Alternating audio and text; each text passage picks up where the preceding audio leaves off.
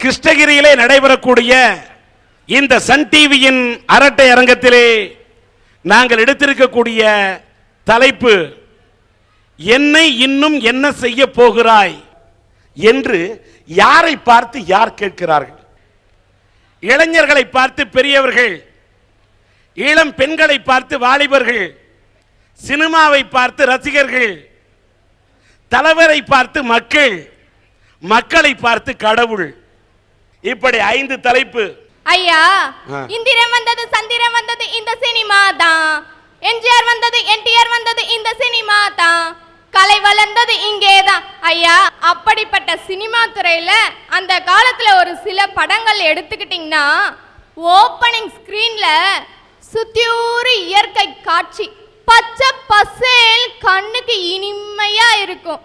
நடுவுல ஒரு பிள்ளையார் கோவில், பூசாரி அப்படியே தீபாதாரண தட்டை காட்டிட்டு இப்படி திருப்புவாரு, 2 கை வரும், வந்து எடுத்து இப்படி தொட்டு கும்பிட்டு திரும்ப அங்க எழுவாரியா நம்ம ஹீரோ.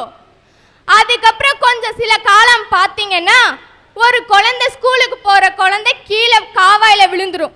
ஒருத்தர் திப்பு திப்பு திப்பு திப்புன்னு ஓடுவாரு, ஓடி போய் அந்த குழந்தையை எடுத்து நிக்க வச்சுட்டு கீழே பாப்பாரு, அந்த புஸ்தகம் கீழே விழுந்திருக்கும். எடுத்து பார்த்தா நம்ம ஐயன் திருவள்ளுவர் திருக்குறள் புக்குயா, எடுத்து காட்டி அந்த குழந்தை கிட்ட கொடுத்துட்டு தலையில ஒரு முத்தம் கொடுத்துட்டு இப்படி எழுவாரியா நம்ம ஹீரோ. அப்படி இருந்த சினிமால இன்னைக்கு ஒரு சில சினிமாக்கள் பார்த்தீங்கன்னா, எடுத்தவொடனே ஓப்பனிங் ஐயோன்ற ஒரு கதறல், அப்புறம் இப்படி திரும்பி பார்த்தாக்க ஒரு கையில சிகரெட் வரும், இன்னொரு பக்கம் நெருப்பு வரும், எடுத்து ஊதிட்டு கீழே வைக்குவாரு. உடனே இந்த கை நீட்டினா சாராய பாட்டல், மொட்டக்கு மொட்டக்குன்னு குடிச்சு டங்குன்னு கீழே வைக்குவாரு. இப்படி எடுத்து பின்னாடி கை விட்டாருன்னா நாங்க எல்லாம் சொறிறாங்களோ என்னமோன்னு பார்த்தாக்க, எடுக்கிறாரியா அருவா, திருப்பாச்சி அருவா எடுத்து முன்னாடி வைக்கிறார். நாங்கெல்லாம் நினைக்கிறோம், பரவாயில்ல இந்த சினிமால இவ்வளோ ஒரு கொடூரமான வில்லனான்ட்டு. ஆனா அந்த வில்லனா இருக்கிற வேண்டிய ஒரு ஹீரோயா. இப்போ ஒரு சில சினிமாக்கள் பார்த்தீங்கன்னா, ஆரம்பத்துல இருந்து கடைசி வரைக்கும் வன்முறையை கத்துத்தர ஒரு பள்ளிக்கூடமா தான் இன்னைக்கு சினிமா இன்னைக்கு திகழ்ந்துட்டு இருக்கு ஒரு சில சினிமாக்கள். ஐயா, அந்த காலத்துல சினிமால நடிச்சு காமிச்சாங்க, இந்த காலத்து சில சினிமாக்கள்ல காமிச்சுதாயா நடிக்கிறாங்க. இன்னும் என்னதான் செய்ய போறாங்களோ தெரியலையா. ஐயா, இன்னைக்கு குழந்தையா இருக்கிறவன் தான் ஐயா நாளைக்கு இளைஞன். அதே மாதிரி தாங்க ஐயா, இன்னைக்கு இளைஞனா இருக்கிறவன் தான் நாளைக்கு முதியவங்க ஐயா. ஒரு தாய் வந்து ஒரு குழந்தைய தன் கருவுல சுமக்குறாங்க ஐயா, என்ன நினைக்குவாவ, ஏதோ கருவுட்டுட்டோம் இந்த குழந்தைய பெத்தெடுத்துடலாம் நினைப்பாளாங்க ஐயா. அந்த தாய் ஒருபோதும் நினைக்க மாட்டா. என்ன தெரியுமாங்க ஐயா நினைப்பா, மனசுக்குள்ளார 1000 கனவு. இந்த குழந்தைய ஒரு சமுதாயத்துக்கு சிறந்த குழந்தையா நாம பெத்து உருவாக்கணும். அவ வந்து அந்த குழந்தைய பெத்தெடுக்கும் போது கூட அவ மகிழ்ச்சி அடையலையாங்க ஐயா. பல பேர் மத்தியில அவனை சான்றோன் அப்படின்னு சொல்லும் போதுதான் அவ மகிழ்ச்சி அடைந்தாளாங்க ஐயா. ஒரு தகப்ப இருக்கிறான் பாருங்க ஐயா, அவர் எப்படின்னா, அவருக்கே அடுத்த வேலை சாப்பாட்டுக்கு வழி இருக்காது ஐயா, மாத்தி கட்ட துணி இருக்காது. தான் பையனாச்சும் படிச்சு ஒரு கலெக்டர் ஆகட்டும், டாக்டர் ஆகட்டும், இல்ல என்ஜினியர் ஆகட்டும் சொல்லிட்டு ஒரு கல்லூரிக்கு அனுப்பி வைப்பான் பாரியா அந்த தகப்பன் 1000 கனவுகளோடு. ஆனா அவன் என்ன தெரியுமா ஐயா செய்யறான், கல்லூரிக்கு போறானோ இல்லையோ, எந்த தியேட்டர்ல என்ன படம் ரிலீஸ் ஆயிருக்குன்றத பார்த்துட்டு அவன் அப்பன் கொடுத்த காசை ஊதாதித்தனமா செலவழிச்சுட்டு சப்ஜெக்ட்ல 4 பாஸ் பண்றானோ இல்லையோங்க ஐயா, 10 அரியர் வைக்கிறான் ஐயா. அந்த அப்பங்கிட்ட வெண்ட சோறு தின்னுட்டு அவனுடைய பணத்தை செலவழிச்சானே, அது அவனுடைய ஒவ்வொரு துளி வேர்வன் மறந்துடுறான் ஐயா. இந்த பெரியவங்க என்னையா அவங்கிட்ட எதிர்பார்த்தாங்க, என்ன அடுக்குமாடி கட்டடம் கட்டி ஏசி ரூம்ல வச்சு 3 வேளை பிரியாணி போடுங்கன்னு கேட்டாங்களா? உன்ன என்ன கேட்டாங்க? அனுசரணையா சில வார்த்தை. இன்னைக்கு நிறைய பெரும்பாலான பெரியவங்களை பார்த்தீங்கன்னா, கோயில்ல சாமி இருக்கோ இல்லைங்க ஐயா, அது எனக்கு பெரிய சந்தேகமா இருக்கு. அந்த கோயில் வாசல்ல பார்த்தீங்கன்னா 10 பெரியவங்க படுத்துட்டு இருக்காங்க. அந்த கொற்ற மலையிலையும் அந்த பனியிலையும் அவங்க புலம்புறாங்க பாருங்க ஐயா. டேய், நீ கையில வச்சு தாங்குவனே, அன்னைக்கு உன்னை நெஞ்சில வச்சு தாங்கணும்டா. இன்னைக்கு நீ கோபுரத்துல வச்சு தாங்குவேன்ட்டு உன்னை நான் என் தோல்ல வச்சு தாங்கினேன்டா. இன்னைக்கு என்ன கோயில் வாசல்ல இப்படியே தாங்க விட்டுட்டியேடா பாவின்னு கேக்குறாங்கய்யா. அவங்களுக்கு இந்த இளைஞர்கள் என்னையா பதில் சொல்ல போறாங்க பார்த்து இன்னைக்கு பெரியவங்க கேக்குறாங்கய்யா. ஏண்டா இன்னும் என்னடா செய்ய போறேன்னு கேக்குறாங்கய்யா. சபாஷ். அற்புதமான அந்த குமரல் அந்த அம்மா வெளிப்படுத்துது. இளைஞர்களே சிந்திங்க பாருங்க. அப்பா அம்மா இவ்வளவு கஷ்டப்பட்டு சம்பாதிச்சு தாம் படிக்காட்டாலும் தம் புள்ள படிக்கணும் அப்படின்னு ஒவ்வொரு பெற்றோர்களும் கஷ்டப்படுறாங்க. உன்னை காலேஜில் படிக்க வைக்கிறாங்க, உனக்கு கம்ப்யூட்டர் வாங்கி தராங்க, உனக்கு எல்லாமே பண்றாங்க. அவங்கள எதிர்பார்ப்பு என்ன? அவங்க நீ படித்து பட்டம் வாங்கியதும் அந்த பட்டத்தை எந்த தந்தையும் எந்த தாயும் மாட்டிக்கொள்ள போவதில்லை. என் மகன் BA, என் மகன் MA, என்னுடைய மகன் MBBS, என்னுடைய மகன் MABL என்று நீ பட்டம் வாங்கினால் உன் பட்டத்திலே சந்தோஷப்பட போவது உன் தாய் தந்தை. நீ அந்த பட்டத்தை வாங்காமல் ஊருக்குள்ளே தருதலை என்ற பட்டத்தை வாங்கினால் தலையை தொங்க போட்டுக் கொண்டு தலை கவிழ போவதும் உம்முடைய பெற்றோர்கள்.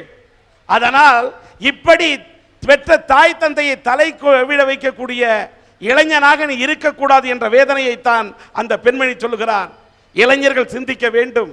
கொஞ்ச நாளுக்கு முன்னாடி பிரிட்டன்லேருந்து ஒரு கப்பல் இந்தியாவுக்கு வந்ததுங்க உடைக்கிறதுக்காக. ஏன் பிரிட்டன் கப்பல் இந்தியாவுக்கு வரணும்? பிரிட்டனை விட நம்ம டெக்னாலஜியில் முன்னேறிட்டோமா? இல்லை. அந்த கப்பலில் அணு கதிர்வீச்சு அபாயம் இருந்தது. அதனால பிரிட்டன் தலைவர்கள் வெளியில் வச்சு உடைக்கணும்னு நினச்சாங்க. சரின்னு இந்திய தலைவர்கள் ஒத்துக்கிட்டாங்க. இந்தியாவுக்கு கப்பல் வந்தாச்சு. எதிர்ப்புகளை தலைவர்கள் சட்டை பண்ணல. கடைசியில் சுப்ரீம் கோர்ட்டு தலையிட்டு அணு கதிர்வீச்சு அபாயம் உள்ள இந்த கப்பலை இங்கே உடைக்க கூடாதுன்ட்டாங்க. ஏனுங்கய்யா, நம்ம நாட்டில் உடைச்சா நாட்டுக்கும் மக்களுக்கும் பாதிப்பு, வெளியில் கொண்டு போய் உடைக்கலாம் அப்படின்னு நினச்சானே அந்த பிரிட்டன் தலைவனா நாடும் மக்களும் நாசமாக போன பரவாயில்ல, கூலியாக கிடைக்கிற பிச்சை காசு எங்களுக்கு போதுன்னு நினச்சானே இவன் தலைவனா?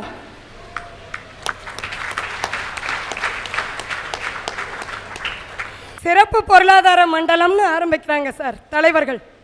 அது என்னன்னே தெரியலைங்க. இந்த சிறப்பு பொருளாதார மண்டலங்கள் மட்டும் எல்லா மாநிலத்திலையும் விளைநிலங்கள் பக்கமே போகுது ஆச்சுங்களா. அந்த சிறப்பு பொருளாதார மண்டலத்தில் கம்ப்யூட்டர், பிளாஸ்டிக் பொருள், சிறு தொழில் இப்படி தான் ஆரம்பிக்கிறாங்க. ஏன் நம்ம வேளாண் விஞ்ஞானி MS சுவாமிநாதன் சொன்னார், விவசாயத்துக்காக ஒரு சிறப்பு பொருளாதார மண்டலம் ஆரம்பிங்கன்னு. அப்படி ஆரம்பித்து நம்ம விவசாயிகளை ஏன் சார் தலைவர்கள் காப்பாற்றக்கூடாது? சார் கோயில் எது சார்? கோயில் 1000 வருஷத்துக்கு முன்னால் திருமூலர் அற்புதமாக ஒரு வரியில் சொல்லியிருக்காருங்க சார். உள்ளம் பெருங்கோயில் உன்னுடம்பு ஆலயம்னு சொன்னாருங்க சார். டே மனிதா, உன்னுடைய உள்ளம்தான் உனக்கு கோயில்னு சொன்னாருங்க சார். யாராவது இன்னைக்கு நம்ம நினைக்கிறோமாங்க சார் அதை? சார் கிரிக்கெட்டில் 1 டே மேட்ச் பார்த்துருப்பீங்க சார். ஆனால் 1 டே சாமியை பார்த்துருக்கிறீங்களா நீங்கள்? தமிழ்நாட்டில் அற்புதமான கோயில் சார் திருவண்ணாமலை. கார்த்திகை தீபம் ஜோஜோன்னு ஜொலிச்சு அங்கே கடவுள் காட்சி அளிக்கிறார். இந்த 1 டே சாமின்னு சொன்னோம் பார்த்தீங்களா, அங்கே தான் சார் அவங்க உருவெடுக்கிறாங்க. இந்த கிரிவலம் பார்த்தீங்கன்னா பௌர்ணமி அன்னைக்கு வருவோம் சார். அந்த 1 டே சாமி பாருங்க, கிரிவலத்துக்கு முன்னாடி நாள் ஐயா இருக்க மாட்டார், கிரிவலத்துக்கு அடுத்த நாள் அட்ரஸே இருக்க மாட்டாருங்க சார். எங்கிருந்து வராருன்னு தெரியலைங்க சார். பௌர்ணமி அன்னைக்கு ஷார்ப்பாக 6 மணிக்கு ஐயா அங்கே அப்பியர் ஆயிடுறாரு. அவர் பார்த்தீங்கன்னா வரும்போது நல்லா டைட் ஜீன்ஸ் போட்டு பந்தாவை பேக்கை மாட்டிட்டு வருவாருங்க சார். வந்து தன்னுடைய ட்ரெஸ் எல்லாம் கலத்தி போட்டு அவருடைய யூனிஃபார்மை போட்டு பேக்லேருந்து எடுப்பாக பாருங்க சார். கடவுளை எடுத்து முன்னால் வச்சுட்டு வர்ற வழியில் பெருக்கிட்டு அந்த 4 கல்லை சுற்றி வச்சுக்கிட்டு 100 கிராம் மஞ்சத்தூள், 50 கிராம் குங்குமம், கோயில் ஓவர் சார். அன்னைக்கு நைட்டு இவர் பண்ணுறாரு பாருங்க சார் வசூல். நாமெல்லாம் 1 மாதம் பூரா ஓடி ஓடி ஓடி ஓடி உழைச்சாலும் அந்த வசூலை ஈடு கட்ட முடியாதுங்க சார். அவ்வளோ அற்புதமாக வசூல் பண்ணுறாங்க. தன்னுடைய மனம் போன போக்கில் போகிற ஒரு சில மனுஷங்களை பார்த்து கேட்குறாரு சார் கடவுள், இன்னும் என்ன நீங்கள் என்னடா செய்ய போறீங்கன்னு கேட்குறாரு சார். கேட்குறாரு. சபாஷ். நீதித்துறை இருக்குது பாருங்க. இன்னைக்கு ஜனநாயகத்தோட முதல் தூண் நீதித்துறைன்னு சொல்கிறோம். ஆனால் இன்னைக்கு ஒரு கேஸை தூக்கிட்டு நீதிமன்றத்துக்குள்ளே போனீங்கன்னா 30 வருஷம் இல்லை 40 வருஷம் இல்லாமல் தீர்ப்போடு வெளியே வர முடியுங்களா? இந்த நிலைமைக்கு யார் காரணம்? எங்கள் தலைவர்கள் தான். எப்படின்னு கேட்டிங்கன்னா, எம்எல்ஏக்கு சம்பளத்தில் நிதி ஏற்றிக்கிறாங்க. எம்பிக்கு தொகுதி மேம்பாட்டு நிதி பத்தில் ஏற்றிக்கிறாங்க. நல்லா இருக்கிற தலைமைச் செயலகத்தை இங்கிருந்து அங்கே கட்ட நிதி ஏற்றுறாங்க. ஆனால் நீதித்துறைக்கு நிதி ஒதுக்குறாங்களா? கிடையாது. நீதித்துறை வந்து பல்லு பிடுங்கின பாம்பா சவள குழந்தையா இருக்கிறவரை தான் எங்கள் தலைவர்களில் பெரும்பாலானவர்களுக்கு பாதுகாப்பு. அதை பூஸ்டப் பண்ணிட்டா அடுத்த கணம் பெரும்பாலான தலைவர்கள் உள்ளே இருக்க வேண்டி போயிடும். அதனால கொல்லிக்கட்டையில் தலை சொறிகிற வேலையை எங்கள் தலைவர்கள் செய்வாங்கங்களா? செய்ய மாட்டாங்க. எப்படின்னு கேட்டிங்கன்னா, கனடா இருக்குது பாருங்க. கனடாவில் 10 லட்சம் பேருக்கு 75 ஜட்ஜ் இருக்கு. அமெரிக்காவில் 10 லட்சம் பேருக்கு 105 ஜட்ஜ் இருக்கா. ஆனால் இந்தியாவில் இந்த அரங்கத்தில் இருக்கிற யாருமே யோசிக்க முடியாதுங்க. 10 லட்சம் பேருக்கு வெறும் 12 ஜட்ஜ் இருக்காங்க. இந்த நிதி ஒதுக்கீடு இருக்குது பாருங்க, நீதித்துறை நிதி ஒதுக்கீடு. இது வந்து கொரியாவை பற்றி நம்ம எல்லாருக்குமே தெரியுங்க. கொரியா வந்து வடகொரியா தென்கொரியான்னு ரொம்ப சிதைஞ்சு போன நாடு. அந்த நாட்டில் 2.3% நீதித்துறை நிதி ஒதுக்கீடு. அதே மாதிரி பிரிட்டனில் 4.7%. இந்தியாவில் மட்டுங்க ஐயா அல்ப காசு 0.2.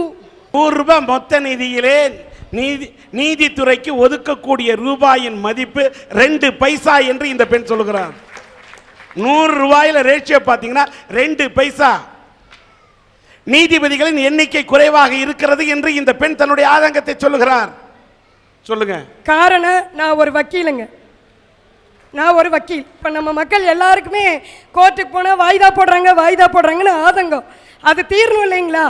அது ஏன் அப்படி ஆகுதுன்னு தெரியணும் இல்லைங்களா? அதுக்காக சொல்கிறேங்க.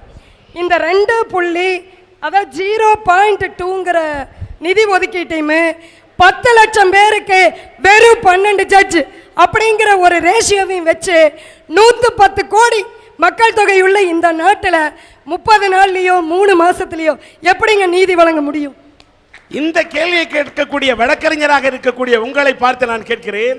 வழக்கறிஞர்கள் மீது எனக்கு பெரிய மரியாதை உண்டு. நீதித்துறைக்கு ஏன் போதுமான நிதி ஒதுக்கவில்லை, ஏன் இன்னும் இத்தனை நீதிபதிகளை நியமிக்கவில்லை என்று இந்த வழக்கறிஞர்கள் இன்னும் போராடாமல் ஏன் இருக்கிறார்கள் என்பது என்னுடைய தாழ்மையான கேள்வி. இந்த நிலைமை இப்படி போயிட்டு இருக்கிறது. நீதித்துறை எந்த அளவுக்கு பால்படுத்தி இருக்குது தெரியுங்களா? புதுசா எந்த கேஸுமே போட வேணாம் சார். நல்லா கேட்டுக்குங்க, புதுசா எந்த கேஸுமே போட வேணாம். இன்னைய தேதியில கோர்ட்டில் எத்தனை கேஸ் நிலுவையில் இருக்குதோ அதை மட்டுமே விசாரிச்சு முடிக்க நீதிமன்றங்களுக்கு இன்னும் 314 வருடம் தேவைப்படும். அற்புதமான கருத்து, அற்புதமான கருத்து. 314 வருஷங்கிறது எனக்கு அப்புறம் 40 தலைமுறைக்கு வந்துடும். சட்டத்திலேங்க ஒரு பழமொழி இருக்குது, டிலைடு ஜஸ்டிஸ் டினைடு ஜஸ்டிஸ். அதுக்கு பொருள் என்னன்னு கேட்டிங்கன்னா, காலம் தாழ்த்தி கிடைக்கிற நீதி மறுக்கப்பட்ட நீதி. இதில் இன்னொன்று லேட்டஸ்டாக எங்கள் தலைவர்கள் ஆரம்பிச்சிருக்காங்கங்க. நீதிபதிகள் இடஒதுக்கீட்டில் எங்கள் ஜாதிக்கு முன்னுரிமை. இல்லை சார், நான் தெரியாமல் கேட்குறேன். நீதி வழங்குறதுக்கு நீதிமான் தான் தேவை, ஜாதிமான் எதுக்கு? ஒருத்தன் நல்லவனா, சட்ட அறிவுள்ளவனா, சொல்கிற உண்மையாக பகுத்து பார்க்கக்கூடிய தன்மை உள்ளவனா இருந்தால் அவன் நீதிபதியாக இருக்கலாம். அங்கே ஜாதிக்கு என்ன வேலை? அதே மாதிரிங்கய்யா, எங்கள் ஊரில் அரசியலில் விளையாட்டில் அரசியலும் கலந்ததால் ரெண்டுமே நாசமாக போச்சுங்க.